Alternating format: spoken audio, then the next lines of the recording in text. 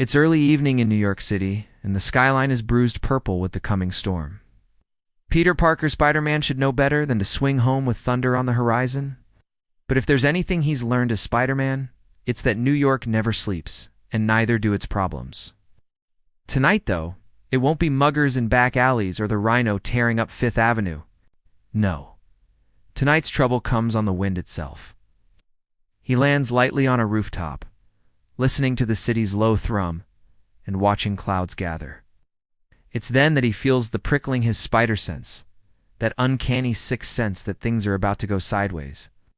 He barely has a second to react before a bolt of lightning splits the sky, illuminating the silhouette hovering above the water tower, Ororo Munroe, better known as Storm, Storm Leader Goddess and Commandant of Thunderheads. She, too, is older now, in every inch the elemental force her legend suggests. Most would be terrified.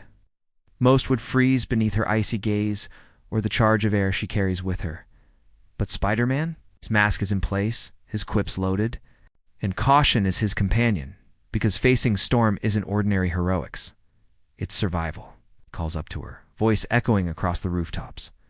If you're here for the last slice of pizza, I call dibs. The attempt at levity doesn't hide his tense posture. Storm descends a little, cloak rippling, eyes glowing faintly with the energy of the storm. "Peter," she says, voice even, "you know why I'm here?" And truly he does. Earlier today, Parker made a decision. The mutant community in Brooklyn had been threatened by a new anti-mutant weapon, and in a moment rooted in old wounds and the desire to help. He took the device, promising to keep it safe. But the X-Men want it back. And so, here on a stormlit rooftop, negotiation ends and confrontation begins. The first lightning bolt comes not as a threat, but a test. It blasts into the bricks a meter from his feet. Spider-Man leaps, arcs high, lands on a vertical wall. Ordinarily, most opponents are slow to track Spider-Man's wild agility, but Storm is different. With a gesture, the wind spirals, and suddenly he's balancing on a wall slick with rain, buffeted by hurricane-force gusts. Spider-Man's mind races. He's used to physical foes, ones he can dodge, ones he can web.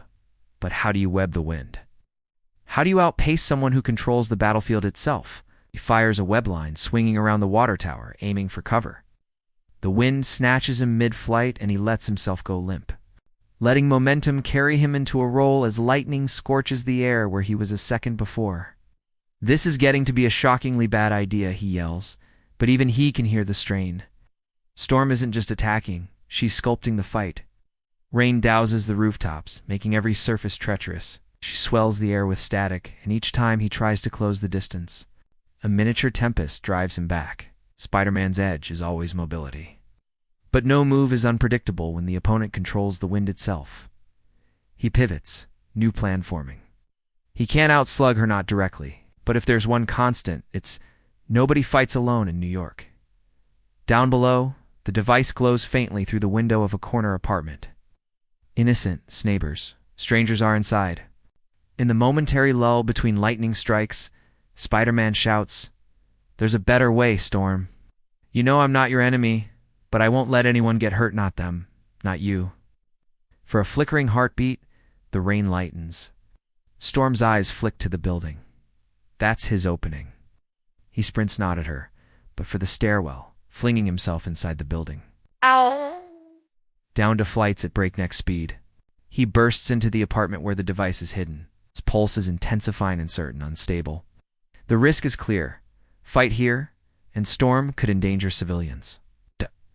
Moments later, Storm enters through the window, wind drawing papers into a cyclone.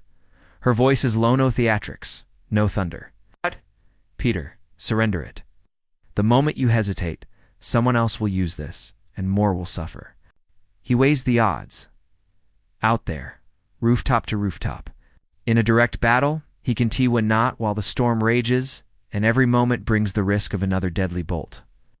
Storm could overrun him with wind, water, or sheer force of will. But in here, close quarters, Spidey has his own advantages. Reflexes, webs, empathy. He holds up his hands, then promise me it's being destroyed. She stands, silent, eyes shining, and for a moment the air calms. "I promise. He tosses her the device. It's over. Not with lightning or spider silk, but with trust one heart in the heart of a storm. Outside, the rain slackens. The city breathes easy again. Spider-Man steps out, exhausted. Watching storm rise into the clearing sky, his friend. Not his foe, and proof that sometimes real power is knowing when not to fight. Tonight, he's weathered the lightning not by overpowering it, but by remembering what heroes owe, no matter which storm they face.